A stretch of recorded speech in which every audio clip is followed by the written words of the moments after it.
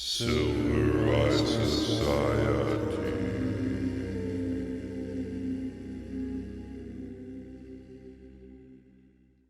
Welcome to the Silver Eye Society podcast, the podcast where we use film to find stories to help us understand our modern problems. We're looking at a fairly modern film that definitely deals with some modern problems. Vivarium. This has that guy from the Facebook movie. He's just always to me the guy from the Facebook movie, Jesse Eisenberg, and it's basically, it's a millennial horror movie, which is everything that our parents strived so hard to get. The nice house, the good school for their kids, family, marriage, monotony is now the nightmare for our parents' children. That's us. So let's talk about whether the American dream has become a nightmare and also the lack of will to live in millennials, but not necessarily the desire to die. We got some dark themes in this movie, but the movie is pretty dark. It's an interesting. We got some interesting things in this episode. So let us start with an always interesting thing: the word of the podcast. The word of the podcast this episode is going to be the word vivarium, a noun.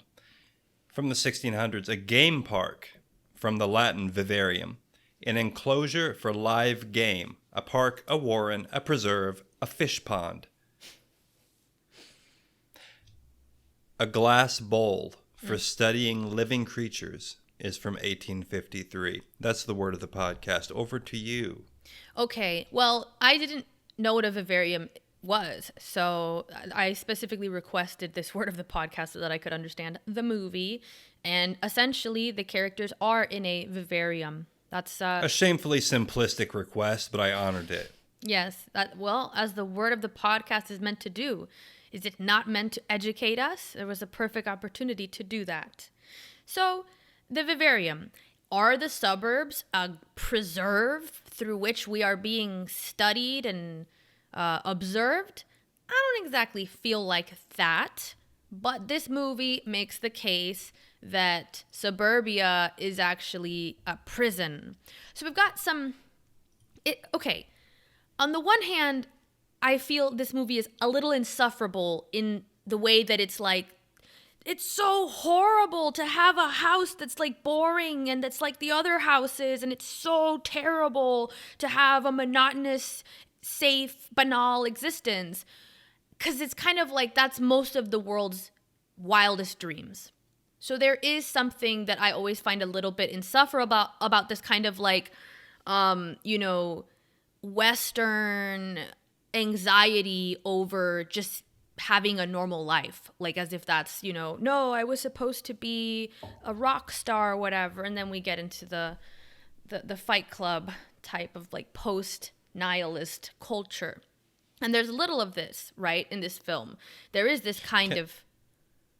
I think I should briefly interject here to say, I think this movie might be a European movie. I think it may be...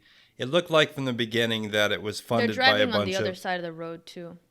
It's in Ireland, I think, supposed to be, right? And the main actress is Irish, probably, or something. I mean... Imogen? Am I wrong about... Sorry? Her name is Imogen Poots. I don't think that's an Irish name. Yeah, that's not American. That's not certainly Irish. Not American. I don't know, whatever, who cares? It's Western. It matters a little bit because we're talking about the American dream. You know what? Everybody it doesn't matter. has the American dream. The American dream is not limited to only America. It's just America did it first, I think. Like America was the one that kind of like invented the suburbs, wasn't it? They did the suburbs first. So like that whole idea of you could work in the city, you can have a car, you can have a home, all these things that were inventions, they were developments that, in some regard were able to free people from the city slums, working in factories and, gray neighborhoods all packed together. Now you could have a home. You could have a plot of land even without also having to be a farmer. So, I mean, it's funny to me how these things become like at one time they were a miracle of an achievement, and then they become, for later generations, a nightmare, a burden.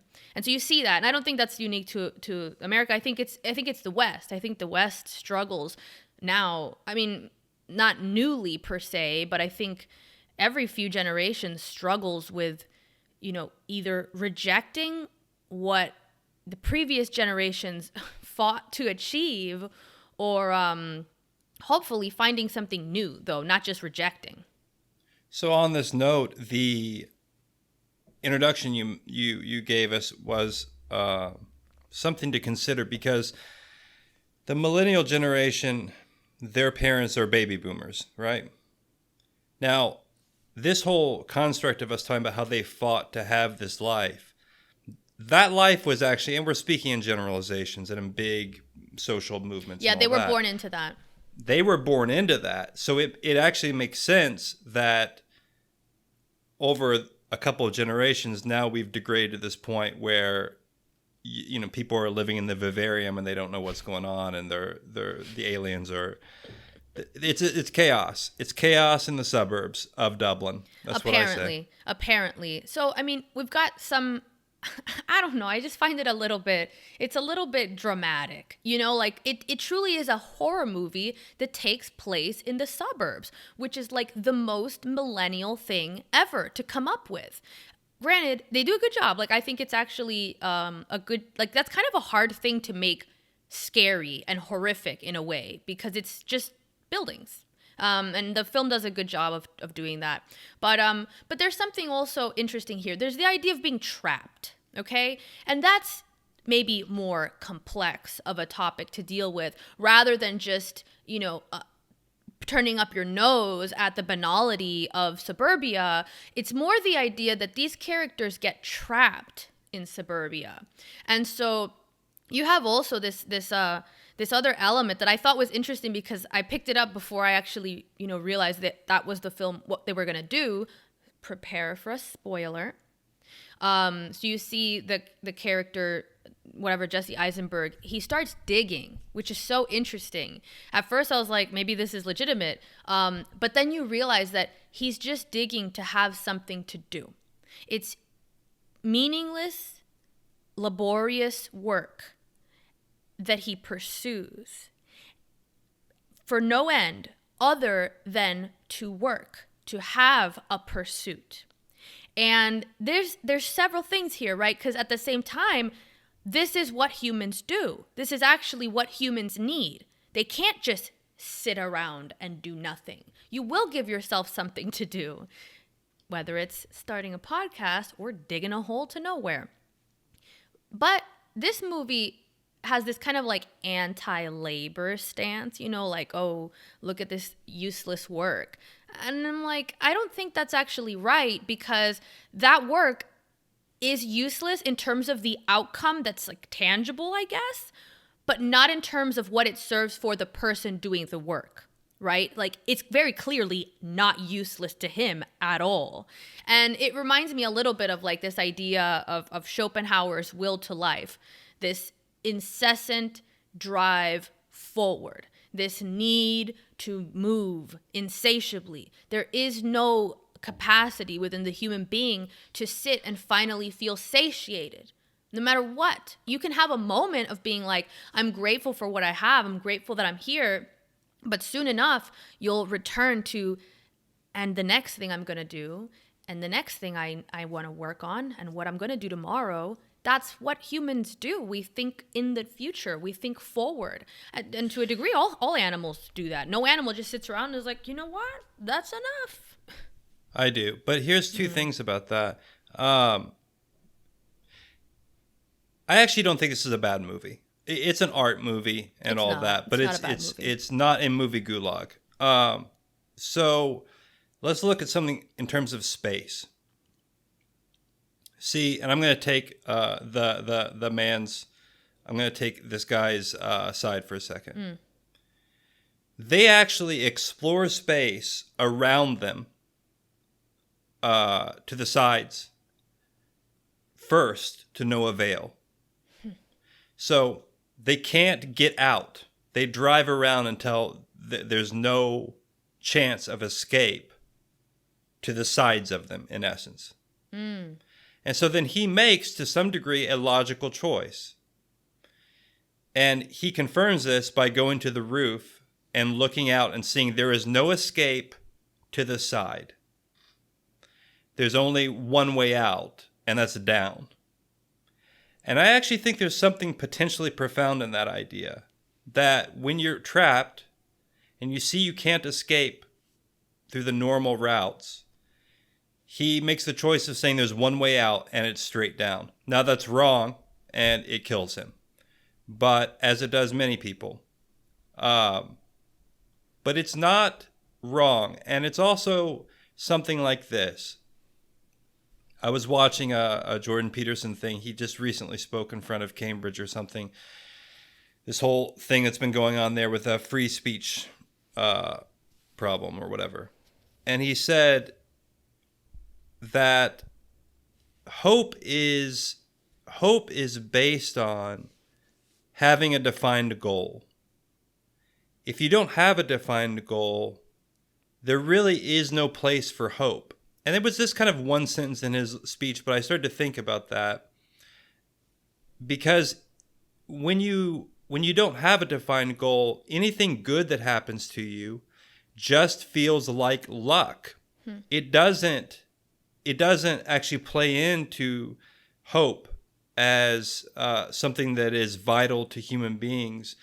If you win the lottery, I don't think people, it's just luck, right? And if something bad happens to you also, and you don't have a defined goal, then it just looks like a catastrophe coming from the universe as a curse or punishment or something. Well, and that's that kind of chaos and suffering that comes from feeling that your life and world are so arbitrary, that both the good and the bad are completely out of your control and have no meaning behind them. I think hope in a way is somehow linked to the idea that there is a structure that has meaning somewhere that you can gain a glimpse of for a moment. Hope is something that requires, it would require that kind of like plan or goal, because then when you see that move forward, that's what gives you hope. It's not luck that gives you hope, Like I don't get, if I find, $20 on the floor or something, I don't feel like, this world is going to be okay. Like that doesn't give me hope for the fact that like we could, as a society or me as a person, could progress towards something good and better, because it's arbitrary. So the question is, dealing with this kind of exploration of space within a trapped environment. Like I say, they look to the sides. They can't get out that way. In a way, they look up, and they see that the clouds are obviously fake, so they can't get out that way. And so he does something. He's always taking physical action in the environment. And ultimately, there's only one way to do that anymore, and that's digging a hole in the ground. It's the only thing that makes sense. This is also kind of a trad horror movie, right? Because they do end up falling into like these gendered roles and playing that out in an interesting way. I thought that was an interesting choice, because I'm not exactly sure if I interpret it as being positive or negative in the film, but it does follow that. Like he's taking action and trying to do labor and whatever, and she ends up, going off with the child, and like she's like sitting by a washing machine at one point. It's just like that's overt. But there's another thing about she's trying to find a way out using relationships. That's right. She's decided I'm gonna take the relationship with this alien entity, and I'm gonna try to find a way out that way. He's like, I'm gonna set the house on fire, which he does at first to no avail. All of his methods of escape actually fail, and then she takes a different route, and hers fail also. So there is to bring this back. It's hard to bring all this together into a question of where we're at today in our culture, and to bring it back into the millennial idea. But both solutions in this movie by both the man and the woman actually fail. So that's something to consider. Well, I think that's like partly because of the idea that they're trapped from the beginning. And so I don't think that, and that would make sense as the commentary on, suburbia as being a trap that you can't escape from. They don't escape from it. They are released, as the movie uses the terminology. But there's also something interesting about the digging that I thought, which is he's actually digging his own grave. So, and that's what I noticed at first. I was like, it seems like he's digging his grave. Like it's because he's not getting out and he's just getting sick. And it's almost like he's digging his grave. And then he finds the corpse at the bottom. And that kind of confirmed it for me already. And then it actually became both of their graves. And then you have that same thing, that kind of like planned life play out with the alien that comes right at the end when the other alien is about to die and everything, and puts a receipt on the, on the body bag. And it's like everything is kind of planned out. And we'll speak about that in a later episode, like the kind of conformity and how that's dehumanizing. This kind of idea that your very death is already premeditated and planned out, and it's just like this cycle. And I think that, again, that comes back to this like kind of millennial anxiety with the human experience. Because I felt that when I was younger. I didn't like marriage. I didn't want kids. I felt like, suburbia, just having a house, like, oh, this is so boring. That's it. And then all those cycles, those traditions of like marriage and then having a child and then life and death and being elderly and all this, like they all felt offensive to me.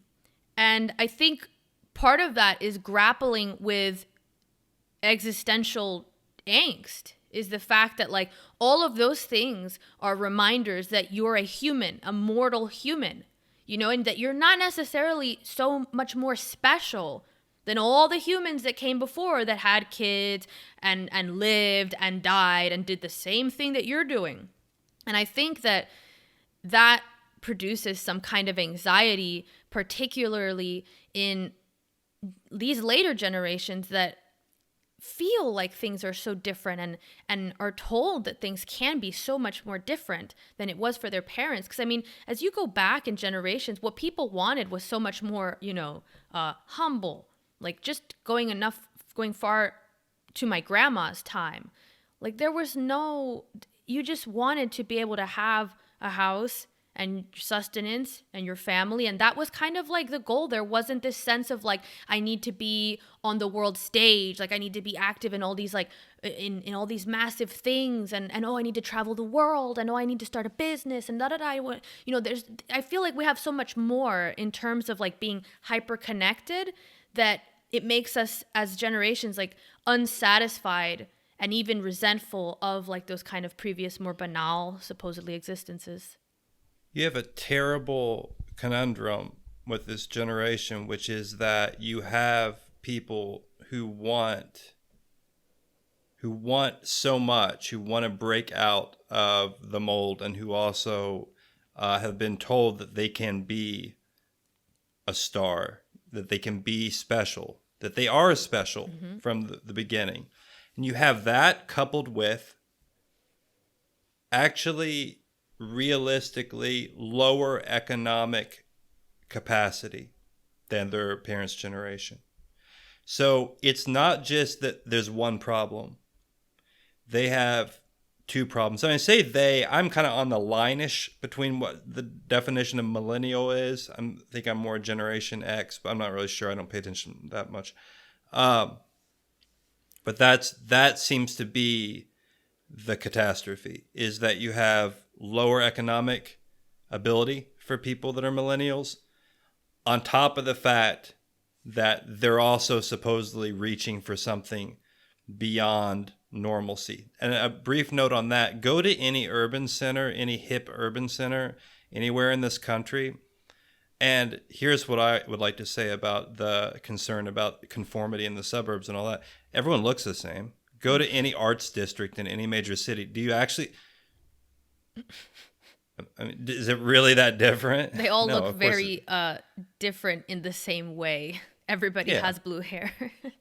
right. It I mean, really it's is not- that way. It's a delusion. You're not even escaping there.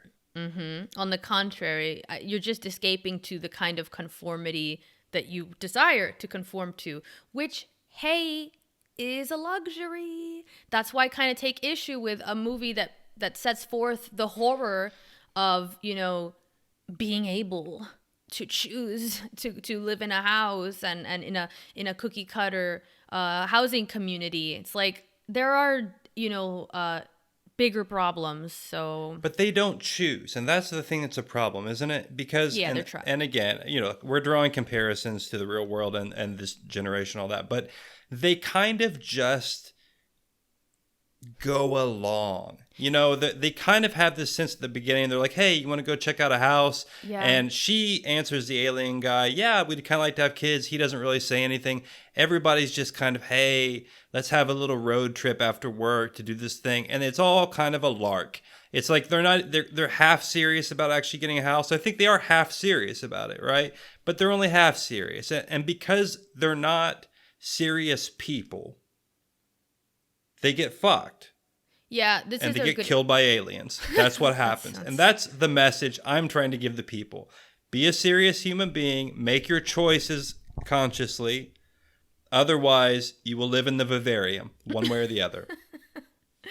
Yeah, that's actually a good point. There was something that stuck out to me about them being trapped into that life, because that's what changes it from being an American dream to a nightmare, is the fact that they're trapped in it, and so there is this sense of that they kind of just fall into this suburban traditional life, and then they resent it, like all the things that another person might desire, like a house, a partner, a yard, all these things, if you're trapped in them, they're no longer desirable.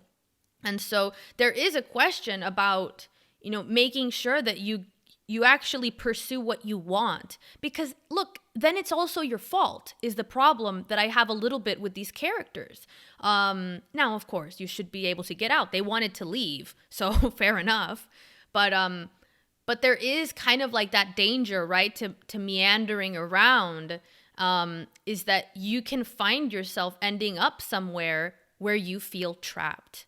And they do something interesting with the child character where they actually become like these kind of stereotypically abusive parents. Like he like flicks a cigarette at the kid and whatever. And like, yeah, it's not their kid, but it's also like they're playing out these like abusive parent tropes, which is so funny because it's almost stereotypical in how it would appear to be the way that you'd think of parents of previous generations that did these kind of like really overtly disinterested in their children behaviors towards them. And, oh, we would never do that. But it's like, if you end up in a situation where you hate your life, then yeah, you probably will take it out on the people in your life, including your children. You'll become a monster, and it's not even a question about it. Yeah, and they do, to a certain degree, until the child becomes the monster. And that's a whole different thing, but we'll talk about it in the other episode, because that's actually, there is something about that. So I just wanted to like briefly mention though, like, what is the symbolism of digging your own grave? Like, that's a big thing in this film. And I guess that kind of ties in with the idea of, getting trapped is digging your own grave. Like, he digs his own grave. He actually digs both of their graves. And that's like that's a phrase, right? Like, it's also a phrase that we use, like, you're digging your own grave. What is that? What does that mean? Like, how does that, we see it play out here, right? He doesn't think he's digging his own grave, but work becomes an escape for him, which is kind of also the masculine trope of like, oh, I'm going to leave the wife and kids and my unsatisfactory home life to go lose myself in mindless work. But he's actually digging his own grave. And I wonder about that. Like, I wonder about that in a more like large way, what that means. What's the ancient lesson there? So I wrote something along the lines when we were dealing with this movie. Survival movies in which no one tries very hard to survive are the new subgenre for millennials. So I'll offer a caustic take upon this idea. In the past, a horror movie where you're faced with an alien that is imprisoning you and torturing you, you should dig their grave, not your own. Yeah. I mean, yeah. Well, why don't they? Well, it'd been a short movie, but Be a different but I movie. think there's like, okay, I mean, look, what's the choice? You dig your grave or you dig the grave of your enemies. That's it. Is that too harsh? Is that You know what? Conan? You're Is not that wrong. Conan coming out? I mean, and talking through me. But I mean, is there not something to No, that? you're not wrong. You're not wrong, because what it is I see is that, like, okay, you either are fucking up or you're not, right? That's kind of what it is. That's because that's what it means to dig your own grave, is to be taking actions that will ultimately cause you destruction down the line. So, And not those who try to cause your destruction, exactly. So, which he half tries at the beginning. yeah. He half tries and says, we probably ought to get rid of this kid. And she doesn't let him do it. And so, look, there's a moral question there. But Well, we're going to talk about that one in the other episode right. too, because there's something really interesting there about the idea of, because that's something that happens in other animal species where they actually do kill the young that is not their own. So, but Well, they do get that into in the beginning of the movie, right? The cuckoo bird, Oh, that's the whole shit. thing at the very beginning of the movie Oh, is... I forgot right. about that part. Yeah. I thought it was so obvious and did not require comment. But yeah, so I think that's all I can... it's hard to extrapolate from that, and maybe you're about to, but there is something about it that if you're not facing the things that are trying to destroy you, it's almost inevitable that you will destroy yourself. And that's what happens, because the digging was an escape, and that's it. Like, oh man, that's kind of really poignant in a way. Actually, I find, there's parts of this film that are really insufferable. Like where the guy's dying. Oh, really bad scene, really melodramatic. And Jesse Eisenberg cannot play a dramatic death scene. It's just like Mark Zuckerberg trying to like do, Shakespeare in the Park or something. It's not okay. So cast that man in a role that he will shine in next time. But Which is comedic. He's not terrible. He's not a terrible, like, kind of comedic, that kind of... I mean, there's... comedic. He's that... It's dry. To me, he has like a dry approach to him, which is like, yeah, if you put that in the right sense, it can definitely be comedic. It's like dramatic role of like lovers losing each other. What? No, that's terrible. But I want to briefly defend this, because I'll tell you the other thing about it is it's basically an indie movie. There's really only 3 actors, or 3 to 5 actors in the whole movie. There's basically very few. It's done on a low budget. The graphics, and this is towards the end of the episode, I think we tend to talk more about the movie. We humor that a little bit. If you look at the budget, it's probably extremely low. They do a lot of good stuff with the CGI, making the maze-like thing of the suburbs, the color palette, all that kind of stuff. For a low-budget movie, it's not bad, and I didn't have a problem with the acting. That scene in particular, yes, that was the worst not scene in the great. movie, but that's okay. Right. Because of all the other things that you said. So it's fine. It's fine. It's actually worth watching. It's worth watching. So I was choking up, because I was thinking back on the scene where Jesse Eisenberg was delivering those, it's like, I remember you making scrambled eggs in your underwear in the morning. That's when I hate millennial movies. When they're like, it's like at the same time, you just made an entire movie about how living a normal, boring suburban life is a nightmare. And then you're fetishizing the most routine kind of like, we're living together and making breakfast. What do you want? Okay. I think that's part of the problem with millennials. It's just they don't know what they want. They were told they can have everything and they don't want anything. But at the same time, they want everything. So... But let's go back to this point, and then we'll sum it up before we pop on over to the next episode where we talk about how conformity is dehumanizing. Really, that's one of the interesting parts in this film. But to tie up this idea of, what was it that we were saying? No one wants to survive in this movie too much. And that's kind of the problem, is that either you are actively trying to survive, so that means what? You're taking actions that actually improve your chances of surviving and moving forward, as opposed to the opposite, which is this kind of scene, right? This meaningless escapist behavior that he engages in, digging this hole, and which ultimately becomes his undoing. And you can think of how that digging of the hole is like a metaphor for so many other things. Like, it reminds me of like addiction or any type of behavior like that, where someone is escaping their problems and essentially just getting deeper and deeper until they hit the grave. Like, that's actually until it becomes your grave. So that's a poignant bit of inspiration to not engage in escapist behavior like that. But there's an anti-human thing that you said about this film, and I identified the same thing, this sense of like, and I think the anti-human element is what we spoke about in the beginning, where I was like, that even the very things of life, the very basic cycles of life, getting home together, a child, life, death, all of these things, like they become somehow an unwelcomed reminder of your humanness, your small animal, mortal humanness. I agree with all that. Yeah, again, I think that it's this kind of lack of knowing where to move, lack of knowing where to go, and that it ends up in this is the plight of the millennial generation. Hear me now. You will end up on the sidewalk of the suburbs, muttering platitudes while you die of some sort of unforeseen, unknowable ailment. And people will mock your death speech because you never knew where you wanted to go. You never went there. That's nice. That's all I have to say about that. That's good. That's a great place to end. Bye. Well,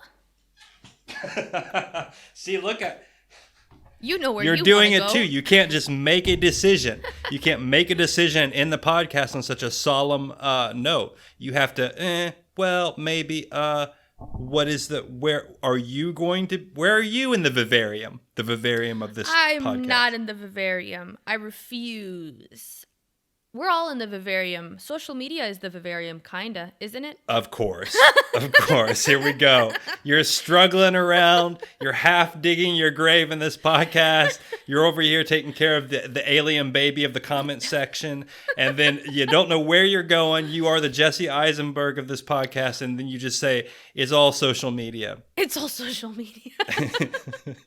Well, it may be, but it doesn't have to be, right? If you use it with intention, as I so often say that we must do, it's harder to do than to say, fair enough, you won't get trapped in the vivarium.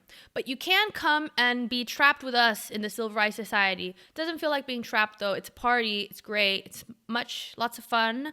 So join us on Patreon, where you will get more of these episodes. Lots of them. You get to also get the AMA, ask us questions about what should I do in the vivarium? Which direction do I go in the maze that is the vivarium? Maybe we can help you. Probably not, because it's the vivarium. But if you like and subscribe, at least you won't be alone in the vivarium. See you in the next episode.